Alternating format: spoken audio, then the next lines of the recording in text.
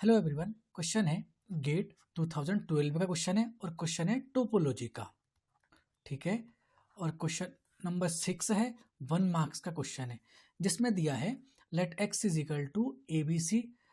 3 element का एक non empty set x से दिया है और जिसमें टाउ दिया है five, singleton A singleton B, A B और X B R topology defined on X, then which of the following statements are true.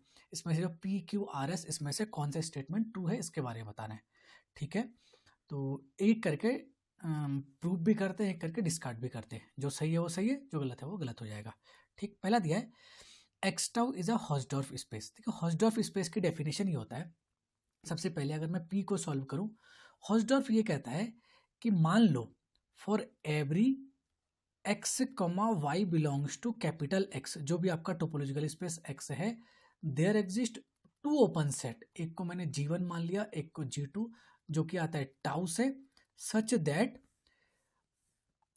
X को कंटेन करेगा G1 और y को कंटेन करेगा G2। ठीक है। साथ में G1 intersection G2 is equal to 5 होना चाहिए। मतलब और x और y दोनों डिस्टिंक्ट एलिमेंट हैं। यहाँ पे देखिए दो डिस्टिंक्ट एलिमेंट के लिए हमेशा दो ओपन सेट डिजॉइंट मिलेंगे कि एक x को कंटेन करेगा, एक y को कंटेन करेगा। ये होता है हॉसडॉर्फ की डेफिनेशन।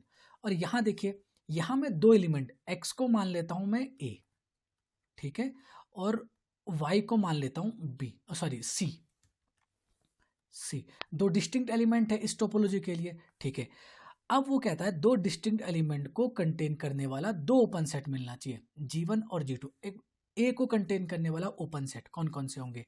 या तो सिंगलटन ए हो गया या तो कैपिटल एक्स हो गया, दो ही ओपन सेट कंटेन करेगा ए को। ठीक है। सी को कंटेन करने वाला इसमें से ओपन सेट हो गया आपका, इस सी को कंटेन करने वाला ओपन सेट आ गया कैपिटल एक्स। ठीक हो गया। कंटेन करने के साथ साथ कुछ ऐसा भी होगा कि इन दोनों का intersection not is equal to, sorry, इन दोनों का इंटरसेक्शन इजिकल टू 5 आना चाहिए। ठीक है। अब पहला, अगर आप G1 को सिंगलटन ए मानते हैं और G2 को एक्स मानते हैं, क्योंकि सी को कंटेन करने वाला एक्स ही है, तो इन दोनों का इंटरसेक्शन 5 नहीं आएगा। पहला ये। दूसरा, मान लो ए को कंटेन करने वाला जो ओपन सेट है वो एक्स मान लो, और सी को कंटेन करने वाला ओपन सेट भी एक्स ही होगा, तो इसका intersection again not is equal to 5 आएगा। पर डेफिनेशन कहता है इज इक्वल टू 5 आना चाहिए। इसका मतलब ये हॉसडॉर्फ नहीं है। ठीक है। फिर रिपीट कर रहा हूँ, हॉसडॉर्फ के लिए कंडीशन क्या होती है। देखो हॉसडॉर्फ कहता है कि for every X comma Y belongs to capital X, there exist two open set G1 G2 such that एक G1 को कंटेन करेगा, दूसरा G2 को कंटेन करेगा। सॉरी, एक्स G1 के अंदर कंटेन होगा और वाई G2 के अंदर कंटेन होगा, साथ में उसका इंटरसेक्शन भी 5 होना चाहिए। तो ए को कंटेन करने वाला आपने दो ओपन सेट निकाल दिया ये। ठीक है। और सी को कंटेन करने वाला एक ओपन सेट आपने एक्स निकाल दिया। तो पेयर बना लो, G1 G2 दो ओपन सेट, एक एक्स को कंटेन करेगा एक वाई को कंटेन करेगा। तो पहले G1 को आपने मान लिया सिंगलटन ए। ठीक है। और G2 क्या होगा? एक्स। इन दोनों का intersection not is equal to 5 है। एक और ओपन सेट है आपके पास कैपिटल एक्स, तो दूसरी बार G1 को हमें एक्स मानोगे और G2 को इधर तो एक्स ही है। इन दोनों का इंटरसेक्शन अगेन नॉन इनटू 5। तो इसका मतलब क्या हुआ? X tau is a Hausdorff. और हॉसडॉर्फ नहीं है पर कह रहा है X tau is a Hausdorff. तो जहां जहां पी है सारे ऑप्शन कट गए, एक तो ए कट गया और एक डी कट गया, अब बचा बी और सी। अब आते हैं regular. X tau is a regular space. देखो रेगुलर की डेफिनेशन क्या होती है। दूसरा दूसरा स्टेटमेंट हो गया आपका क्यू। क्यू के बारे में समझते हैं। ठीक, देखो रेगुलर, रेगुलर की डेफिनेशन पहले समझ लो अच्छे से। रेगुलर ये कहता है कि मान लो X comma tau topological space है। ठीक है।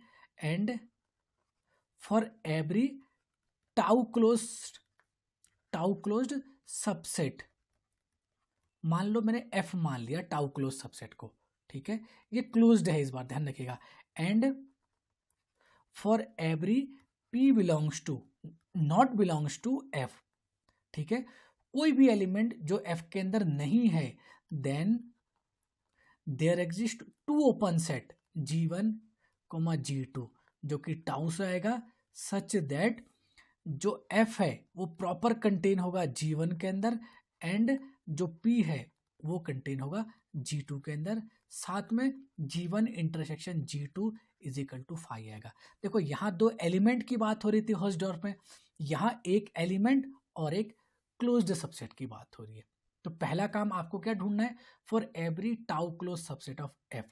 तो इसके टाउ क्लोज सबसेट कौन कौन से होंगे, सिंगलटन फाई ओपन है तो इसका कॉम्प्लीमेंट हो गया क्लोज्ड, तो एक तो एक्स हो गया, ठीक। दूसरा सिंगलटन ए ओपन है तो इसका कॉम्प्लीमेंट क्लोज्ड, इसका कॉम्प्लीमेंट एबीसी में आ गया बी कॉमा सी, बी कॉमा सी, ठीक हो गया। तीसरा देखो बी का कॉम्प्लीमेंट आ गया ए सी, तो ए कॉमा सी, एक ओपन सेट ये भी हो गया।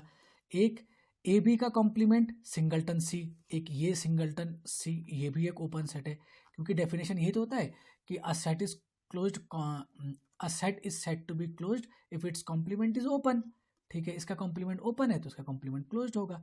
एक्स एक ओपन सेट है तो इसका कॉम्प्लीमेंट हो गया क्लोज्ड, तो इसका कॉम्प्लीमेंट हो गया 5। तो ये मिले आपके क्या कहते हैं क्लोज्ड सेट। अब ये कह रहा है कि for every tau close subset of F, पहली बार में मैंने एफ को मान लिया बी कोमा सी, ठीक हो गया।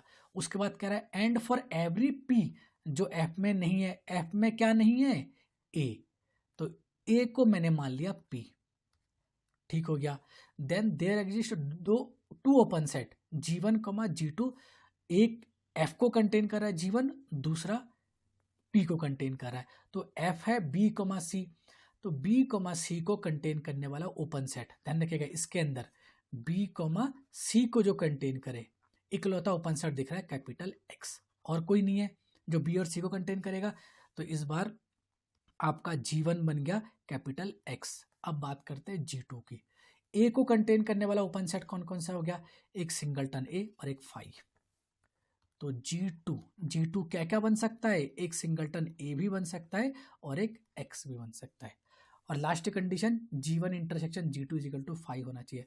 तो G1 तो ये हो गया, G2 इसमें से कोई भी ले लो, चाहे ये ले लो चाहे ये ले लो, हमेशा नॉन इंटरसेक्शन नॉन एम्प्टी देगा। G1 intersection G2 not is equal to 5, but definition कहता है इजिकल टू 5 होना चाहिए। इसका मतलब ये हुआ कि ये रेगुलर भी नहीं है, ठीक है। तो देखो P तो था नहीं, Q भी नहीं है, तो Q कहाँ है, तो Q पहला कट गया, ये भी कट गया। तो एक्चुअल में क्वेश्चन तो यहीं खत्म हो जाता है, क्योंकि ऑप्शन आ गया C2 है, ठीक है। पर आप समझने के लिए समझ लीजिए कि R और S कैसे ट्रू है, ये भी मैं आपको समझा देता हूँ। देखो दूसरा कह रहा है R नॉर्मल, नॉर्मल की डेफिनेशन क्या होती है, R की बात हो रही है, हाँ। नॉर्मल की डेफिनेशन ये होती है कि मान लो x कॉमा टाउ एक टोपोलॉजिकल स्पेस है, for every tau closed set, for every tau closed set, और ये डिसजॉइंट भी होना चाहिए, हाँ, मतलब डिसजॉइंट टाउ क्लोज सेट मान लेते हैं उसको, मैंने एक को F1 मान लिया, एक को F2 मान लिया, और साथ में डिसजॉइंट भी है। Then there exist two open set G1 G2 जो कि टाउ से आ रहा है, सच दैट F1 जो है वो G1 को कंटेन करेगा, और F1 जो है वो G1 के अंदर कंटेन होगा, और जो F2 है वो G2 के अंदर कंटेन करेगा। मतलब F1 कंटेन होगा G1 के अंदर और F2 कंटेन होगा G2 के अंदर, और साथ में G1 intersection G2 is equal to 5 होना चाहिए। अगर ऐसा है, यहाँ स्पेस नॉर्मल कहलाता है, ठीक है। और यहाँ देखिए, तो यहाँ टाउ क्लोज सेट आपने बना चुके हैं ना पहले, ये वाला, ठीक, ये था आपका टाउ क्लोज सेट, ठीक है।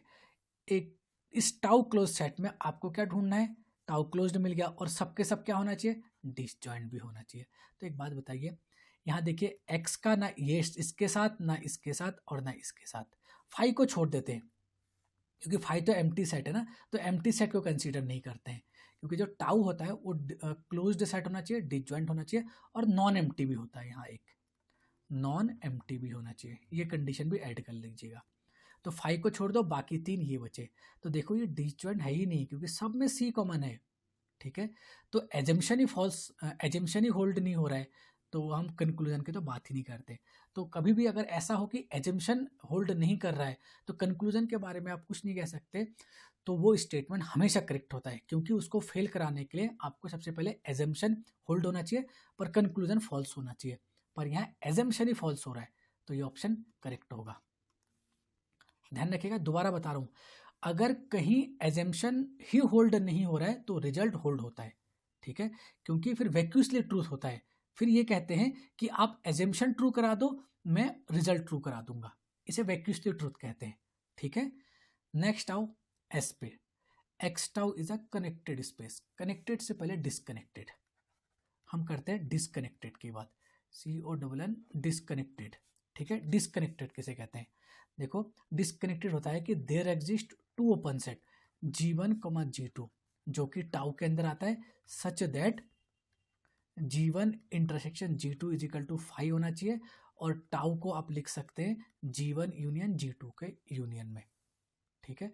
मतलब दो ओपन सेट कुछ इस तरीके से आएगा टाउ के अंदर कि उसका इंटरसेक्शन तो 5 आ रहा है पर यूनियन टाउ बना रहा है, देखो ऐसा कुछ है ही नहीं इसके अंदर, ठीक। ओपन सेट कौन कौन से होंगे, और साथ में नॉन एम्प्टी भी, हाँ, G1, G2 not is equal to 5 भी, नॉन एम्प्टी भी होना चाहिए, तो नॉन एम्प्टी पे 5 आ नहीं सकता, बाकी क्या बचे, सिंगलटन ए के साथ मैं ऐसा कौन सा ओपन सेट लूं जिसके साथ यूनियन करूं तो एक्स आएगा, देखो हो ही नहीं सकता। सिमिलरली बी के साथ में ऐसा कोई ओपन सेट मिल सकता है क्या कि उसके साथ इंटरसेक्शन तो 5 दे रहा है पर यूनियन टाउ दे रहा है, ये भी पॉसिबल नहीं है, सॉरी टाउ नहीं, ये टाउ नहीं होता, यह एक्स होता है, ठीक है, क्योंकि सेपरेशन आप एक्स का कर रहे हो, ठीक है, ये करेक्ट कर लीजिएगा, यहाँ टाउ नहीं होगा, एक्स होगा। नेक्स्ट देखो ए बी के साथ, ए बी को सेट मान लो G1, तो इस G1 के लिए कोई ऐसा सेट मिलेगा G2 कि उसके साथ इंटरसेक्शन तो 5 दे रहा है और यूनियन पूरा का पूरा एक्स दे रहा है, जो पॉसिबल नहीं है। इसका मतलब ये डिस्कनेक्ट तो नहीं है, तो कोई सेट अगर डिस्कनेक्टेड नहीं है तो कौन सा होगा, कनेक्टेड होगा, क्योंकि डेफिनेशन क्या कहता है कि a set is connected if it is not disconnected, क्योंकि एक दूसरे के इक्विवेलेंट होते हैं, मतलब जो कनेक्टेड है वो डिस्कनेक्टेड नहीं होगा और जो डिस्कनेक्टेड है वो कनेक्टेड नहीं होगा, ठीक है। तो क्वेश्चन नंबर 6 है, उसका आर और एस दो ऑप्शन करेक्ट है, मतलब ऑप्शन तो सी करेक्ट है पर स्टेटमेंट आर और एस करेक्ट है। वीडियो पसंद आए तो लाइक शेयर सब्सक्राइब करना बिल्कुल मत भूलिएगा। वीडियो को देखने के लिए बहुत बहुत धन्यवाद।